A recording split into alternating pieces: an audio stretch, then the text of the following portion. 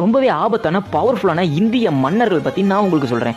மூணாவது இடத்துல கிருஷ்ணதேவராயர். விஜயநகர எம்பையர் இருக்கு பாத்தீங்களா, அதுல தான் இந்த கிருஷ்ணதேவராயர் இருந்திருக்காரு. இவர் வந்து ஆட்சிக்கு வந்த பிறகு பல இடங்களை கைப்பற்றாரு, பல போர்களை செய்யறாரு, தன்னோட எல்லையை மிகப்பெரிய அளவில் விரிவுபடுத்துறாரு. அது இல்லாம இவரோட படைபலம் ரொம்பவே பலம் வாய்ந்ததாக இருந்ததா சொல்லப்படுது. குதிரைப்படை, யானைப்படைன்னு சொல்லிட்டு, இளைஞர்கள் படைன்னு சொல்லிட்டு ஏகப்பட்ட படை இவருக்கு கீழே இருந்ததா, ரொம்ப பலமா இருந்ததா சொல்லப்படுது. ரெண்டாவது இடத்துல சந்திரகுப்த மௌரியா. இந்திய வரலாற்றிலேயே ரொம்ப ரொம்ப முக்கியமான ஒரு மன்னர் யாருன்னா இந்த சந்திரகுப்த மௌரியா தான்.